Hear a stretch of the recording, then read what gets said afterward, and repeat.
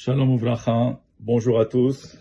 On m'a demandé de clarifier quelle était la coutume au Maroc pendant la période des Shovavim, c'est la période que nous vivons en ce moment, c'est-à-dire 2 semaines après Purim, à partir de la paracha de Shemot jusqu'à la paracha de Mishpatim. C'est quelques semaines où c'est une période qui a été fixée, comme on le retrouve dans le Sefer Leket Yosher, que c'était une période où on avait fixé, Hachamim avait fixé des jeûnes pour se expier certains péchés comme la Ga'ava, comme l'orgueil, etc., qui était une période très propice. Et ils avaient fixé de jeûner. Certains jeûnaient tous les lundis et les jeudis, certains jeûnaient juste les jeudis. Et c'est vraiment une période qui est très propice pour les tikkunim, faire des réparations spirituelles et également pour une période de Teshuvah. L'atmosphère qui régnait au Maroc pendant cette période-là était vraiment une atmosphère pratiquement comme Aseret Yemei Teshuvah, comme les 10 jours de pénitence entre Rosh Hashanah et Yom Kippour. C'est rapporté également d'après le Sod qu'on ne fait plus vraiment, que c'est une bonne chose de faire ces ta'aniyot. Également, on le retrouve dans le Shulchan Aruch, il y a un Magen Avraham, dans le Siman Taf Resh Kaf He, qui mentionne ça, que c'était carrément comme un ta'anit tzibur. Et aujourd'hui, de nos jours, il est sûr que c'est pas facile de faire des jeûnes, de jeûner.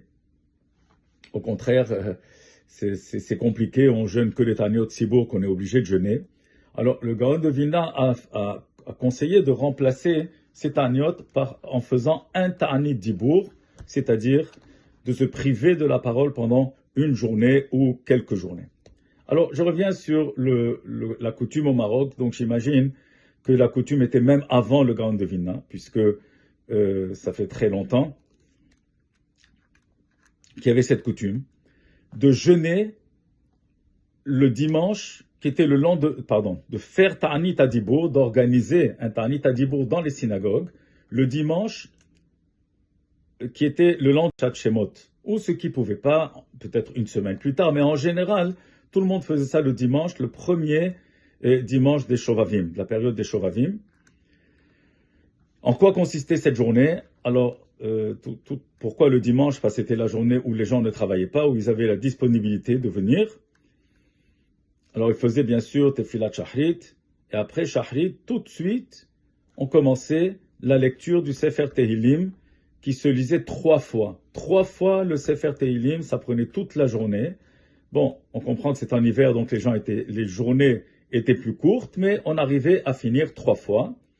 Tout le Sefer Tehillim, avec à chaque fois des Yeratson, et les personnes ne parlaient pas du tout toute la journée. C'était un vrai ta'anit dibour. C'était vraiment, on se privait de la parole. Il n'y avait pas de jeûne. Certaines familles offraient une petite séouda. Il n'y avait pas de repas non plus pendant cette journée. C'était juste thé, café, gâteau qui circulaient toute la journée dans la synagogue. Pas plus que ça. Ensuite, et chacun lisait à tour de rôle 5 mizmorim de Tehillim à voix haute.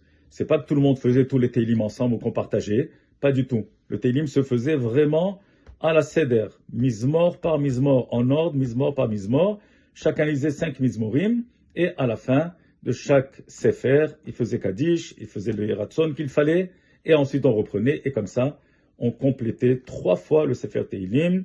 Ensuite, on faisait Mincha Ketana en fin d'après-midi, bien avant la Shkia, avec un long vidouille qui est mentionné. On peut retrouver le Seder dans le Sefer de Tehillim de Ish Matzliach. Il rapporte ce Seder-là. On faisait une partie de ça. En faisant ce qu'on appelle le long vidouille, quand on dit Hashamnu, on inclut plusieurs choses. Quand on dit Bagadnu, on inclut encore plusieurs choses, etc. Et voilà, comme ça se passait cette journée.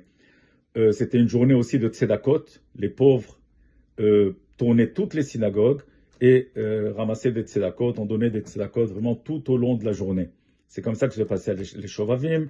On sentait, comme j'ai dit, une atmosphère comme de Aseret Yemei Teshuvah. Dans certaines synagogues,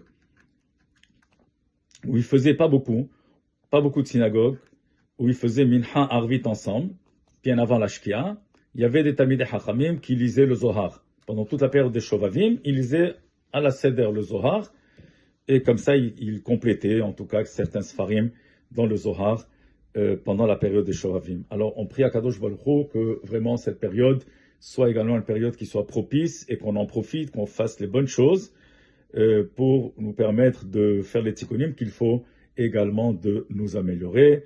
Et Shakadosh Baruch Hu nous aide, Shenachzor B'tshuva Shelema. Amen.